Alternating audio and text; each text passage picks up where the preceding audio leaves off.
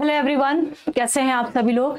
आज काफ़ी दिनों के बाद आप सभी लोगों से मुलाकात हो रही है और एक अहम मुद्दे पर हम यहाँ पर मुलाकात करने के लिए आए हुए हैं। बहुत टाइम से चूंकि कल 26 अप्रैल को जाकर के पटवारी का एग्ज़ाम ख़त्म हुआ है, तो बहुत सारे मैसेजेस आए मेरे पास कि मैम कट ऑफ क्या हो सकता है। और बहुत सारे बच्चे जो हैं वो 125 पे अटक गए, कुछ 130 में अटक गए, कई बच्चे तो 100, 110 में अटक गए हैं। तो देखिए क्या है कि जो पेपर हुआ है, ठीक है, 1 महीने से भी ज़्यादा पेपर चला और पेपर का अलग अलग जो है लेवल रहा।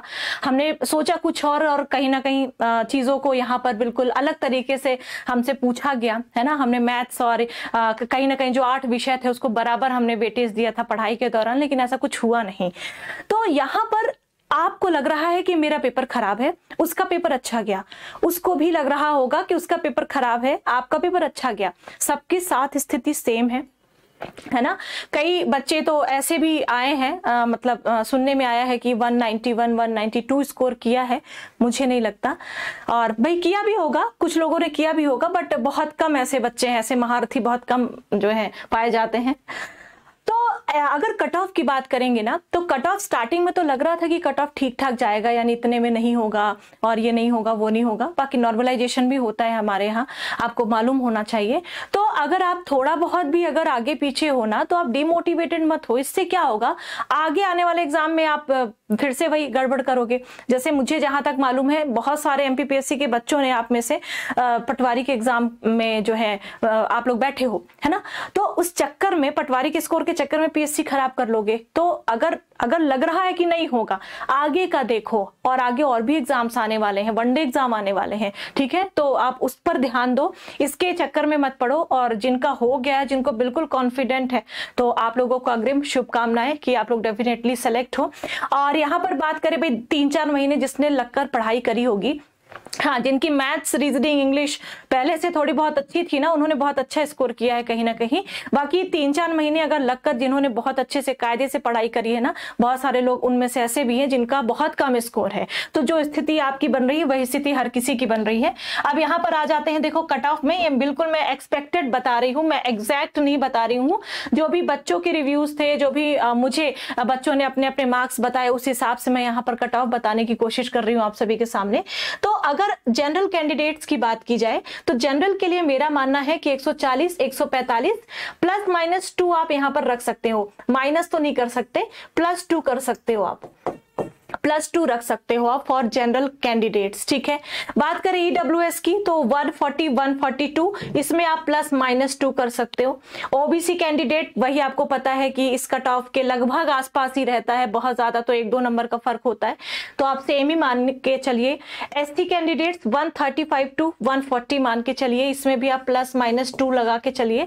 एसटी कैंडिडेट्स 130 to 135 मान के चलिए, इसमें भी माइनस और +2 आप करके चलिए, ठीक है। तो ये एक एक्सपेक्टेड है, अनुमानित है।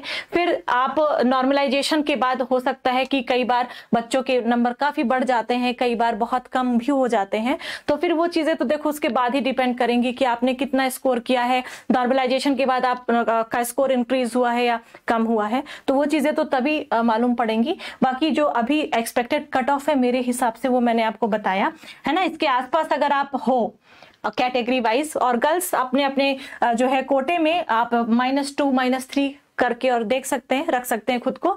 तो आप अगर इसके आसपास है अपने अपने कोटे में, अपने अपने कैटेगरी में, तो फिर आप देख लीजिएगा आप सेफ है ना। बाकी आप सेफ भी हैं तो भी आप आगे आने वाले एग्जाम्स की तैयारी कीजिए, नहीं तो इस चक्कर में आगे आने वाले एग्जाम को भी आप खराब कर दोगे। बाकी जितनी वैकेंसी है उतने बच्चे सेलेक्ट होंगे, और ये वैकेंसी कहीं ना कहीं कम नहीं थी। अगर हम पटवारी के अलावा भी अगर सारी ही वैकेंसीज को यहाँ पर ऐड कर दे तो बहुत शुभकामनाएं जिनका सिलेक्शन हो रहा है, और बहुत जल्दी रिजल्ट भी आ जाएगा, और बहुत सारी प्रक्रियाएं जो होती हैं वो बहुत जल्दी हो जाएंगी इस बार।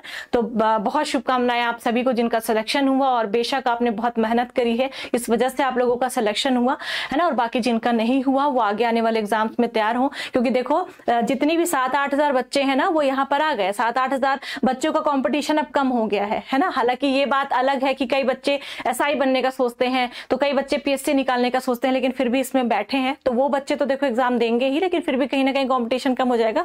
एक छोटी सी जो सोच है, थॉट है ना, वो अपने मन में डाल लो, है ना, और तैयारी में जुट जाओ, बिल्कुल तैयारी में जुट जाओ। 2023 में अगर एक जॉब नहीं ली तो मान के चलो कि वापस आपको 3-4 सालों तक इंतजार करना पड़ेगा, जो कि नहीं हो पाएगा। कई सारे लोग ओवर एज हो जाएंगे, इसलिए 2023 इज अ गोल्डन ईयर, है ना। इसे गोल्डन ईयर मान करके तैयारी करो और एक जॉब ले लो भाई, जॉब ले लो। बहुत अच्छा लगेगा जब आप कमेंट में बोलोगे मैम मेरी जॉब लग गई। बहुत अच्छा लगता है जब मेरे पास मैसेजेस आते हैं।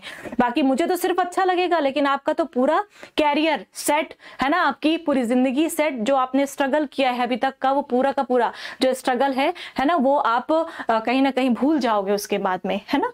तो बस इसी के साथ आज के सेशन को एंड करते हैं। एक और सूचना, एमपीपीएससी वालों का पेपर है 21 मई को, और 21 मई को ध्यान में रखते हुए एमपीपीएससी के लिए जो भी इंपॉर्टेंट टॉपिक्स हो सकते हैं एग्जाम में आने वाले, जो कि इजीली आपको इधर उधर से कलेक्ट करने पड़ते हैं, मिलते नहीं हैं, वो टॉपिक्स मैं यहाँ पर कवर कराऊंगी, है ना। रिकॉर्डेड वीडियोस आएंगे, लाइव वीडियोस नहीं आएंगे। कोशिश करूंगी कभी कभार मैं लाइव वीडियोस भी ले लूं आप लोगों के लिए। तो बस जो इंपॉर्टेंट टॉपिक है उनके वीडियोज आते रहेंगे एमपीपीएससी वाले, उसे जरूर देखेंगे ध्यान से। फिर चाहे कुछ करंट के इश्यूज आ सकते हैं, कुछ आपके गेम से रिलेटेड कुछ टॉपिक्स आ सकते हैं, जनगणना आ सकती है, जो जहां से क्वेश्चन बनते ही बनते हैं वो मैं आपके सामने लेकर आऊंगी। So thank you so much, good luck.